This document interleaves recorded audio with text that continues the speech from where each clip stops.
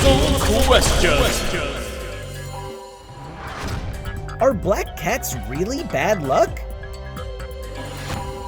All the way back in ancient Egypt, cats of all colors were actually quite well respected.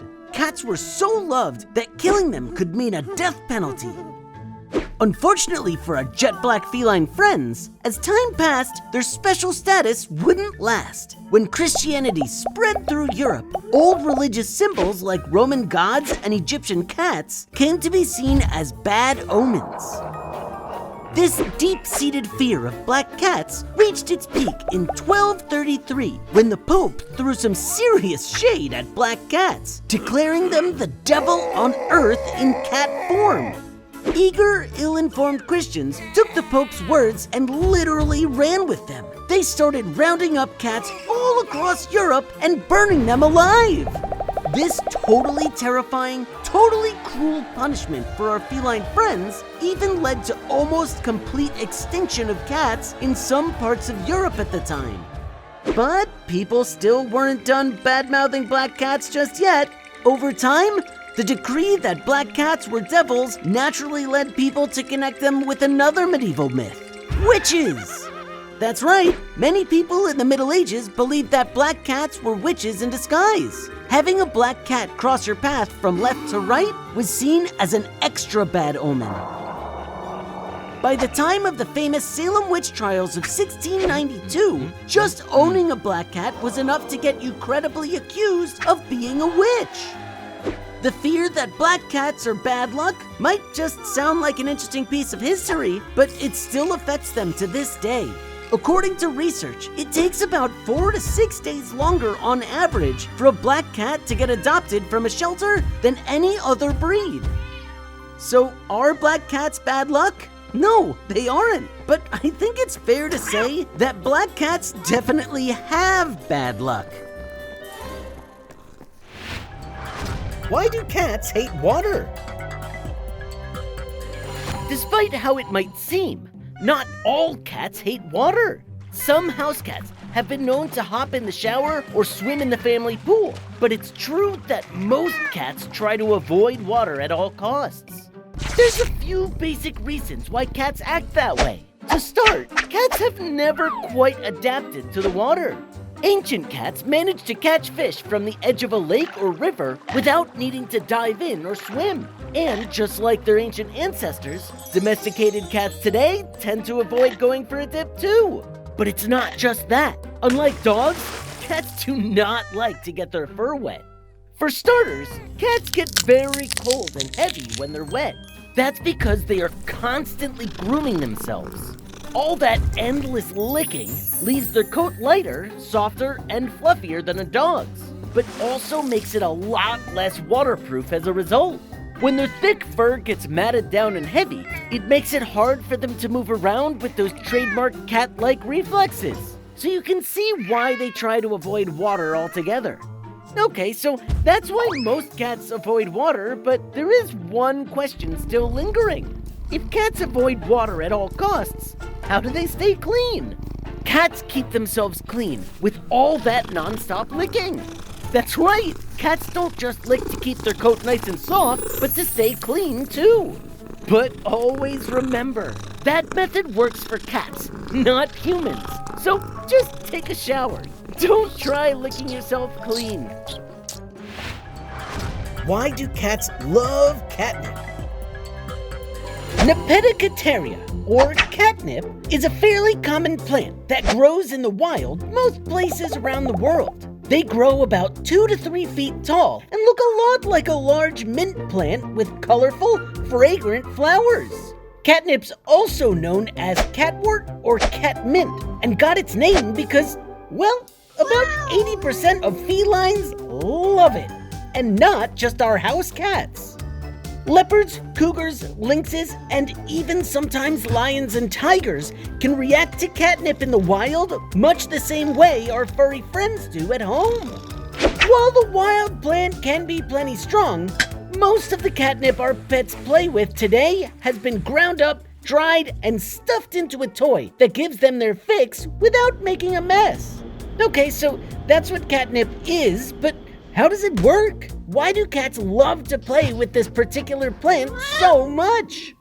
Well, it all has to do with a unique kind of oil inside the leaves and stem. It's called nepentolactone, and it has the unique ability to mimic a cat pheromone. Pheromones are chemical scents that attract us to other animals of the same species. That means when a cat starts sniffing catnip oils, it triggers a chemical reaction in their brain that makes them act weird, which can be pretty fun for the cat and their human. The effects of catnip can be strong enough that some cats even hallucinate. Others just feel a sense of euphoria or immense happiness. So yeah, not too bad.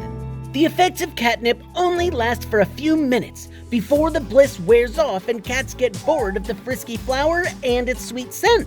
It usually takes a few hours for a cat to come back down and reset to where they're ready for another round of nip. More recent studies have shown that catnip isn't just a feel-good flower. It works like a bug repellent, keeping mosquitoes, flies, termites, and roaches away. In fact, the oils from the catnip plant are about 10 times more effective than our bug spray. The problem is, it stops working the moment it touches our skin. Bummer. Either way, the catnip plant seems to keep revealing new ways it was tailor-made to give cats exactly what they need. So, next time your cat is splayed out on its back, conked out with a big smile and a bag of catnip by its side, just know it's as nature intended. Why do we eat pigs but not cats? Right out of the gate, the answer might seem obvious. Dogs and cats are smart and cuddly pets, while pigs and cows are, well, pigs and cows. Unfortunately, it's a little more complicated than that. Pigs might roll around in the mud, but they actually outsmart dogs. Cows are also smart animals who have long-term memories, develop friendships, and even mourn the death of a loved one. So, if intelligence doesn't determine which animals we eat, what does? Why do we love some animals and eat others? To answer that, we have to travel back about 15,000 years to the beginning of humanity itself. For as long as humans have existed, we've counted on other creatures for survival. For example, pigs were raised as food because they easily adapt to most environments, eat almost anything, and have plenty of meat on their bones. But other animals like dogs, cats, and horses were useful for more than just their meat. Dogs and horses helped humans hunt bigger, meatier animals, and cats kept mice away from food supplies. So over thousands of years, cultures around the world began treating animals differently depending on how they used them. This led most cultures to fit all animals into 3 artificial categories: wild animals, farm animals, and pets. Which category an animal fits into depends on what that culture uses the animal for. So how we view different animals has a lot to do with our culture and circumstance. If you live in part of the world where cows are sacred or dogs are man's best friend, you'd never think of eating them. And since most people don't keep pigs, cows, or chickens as household pets in the US, it can be easy to ignore where or what your food is coming from. So if you're a vegan, a carnivore, or anything in between, you can dive into dinner tonight knowing why we eat some animals but not others. Why do cats love scratching? Sometimes it might seem like cats scratch furniture simply to get under our skin. But according to experts, there's a pretty straightforward reason for it. Cats tend to scratch the nicest and most noticeable pieces of furniture in the room as a warning to other animals that it's their territory. Think of it like a cat marking their favorite place to sit so that no one else would dare come close. But it's actually not just the scratches that a cat is leaving behind. They also have scent glands in their paws that leave a distinct odor that cats, dogs, and other animals can smell to let them know which cat owns the place. So that's the main reason that cats love to tear up the place, but it's not the only one. They also do it to help them file down their claws or even pull them off so that a fresh one can grow. They also use their scratching time as a chance to stretch out their back muscles so they can stay nice and loose for all that scurrying about. If you live with a cat who loves to tear the couch to shreds, there is something you can do to try and stop them. Buy a scratch post for your cat to tear apart instead. That way, the cat can mark its territory and that brand new couch can still look nice. So really, if you think about it, all those scratches on your couch are kinda like the cat version of a bedroom door sign that says, "Keep out." Why do cats purr? Purring is a special sound made by cats both big and small. Bobcats, cheetahs, lynxes, and pumas are all known to purr just like our cats at home. Most people assume that a cat purrs because they're happy and relaxed, but according to experts, that's not always the case. Cats can purr for lots of different reasons, and to express all kinds of emotions beyond just happiness. Most experts believe mother cats teach their kittens how to purr in the first few days and use it as a way to bond, keep track of each other, and even beg for food. House cats have even learned how to purr and meow in a way that sounds a bit like a crying baby so that their owners are quicker to pay attention. Cats can also purr when they're scared or in pain, and there's a pretty good reason why. The low frequency of a cat's purr causes their insides to vibrate in a way that helps heal bones and cuts, build muscle, dull pain, and even make breathing easier.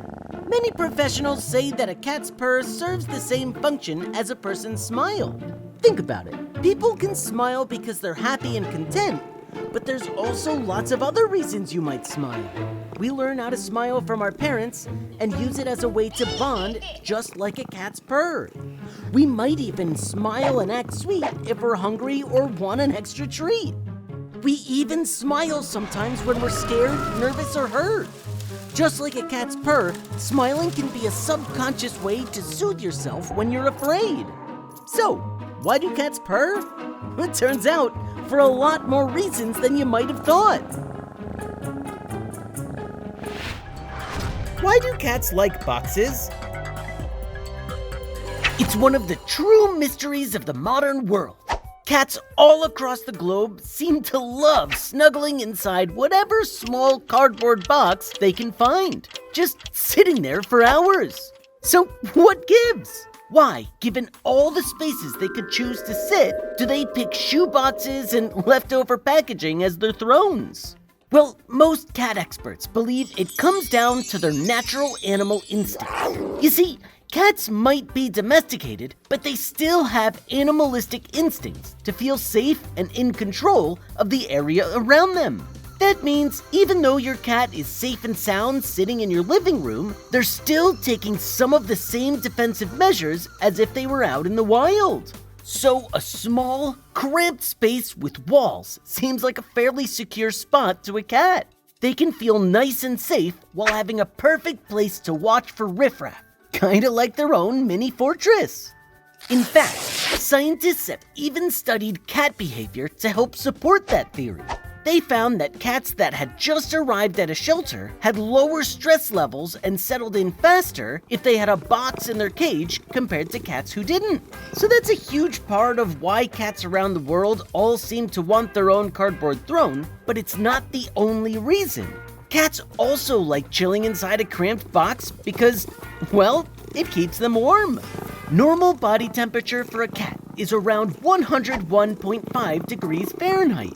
That's about 3 degrees hotter than the average human, which is why cats, even with all that fur, love spending hours in a sunny spot or curled up next to a heater. It's also why cats seem to have a weird obsession with sitting on people's laptops while they work. Just another warm spot for them to plop down and get relaxed. So, next time you see your beloved kitty cat nestled in a seemingly random cardboard box, you'll know it's not quite as random as it seems.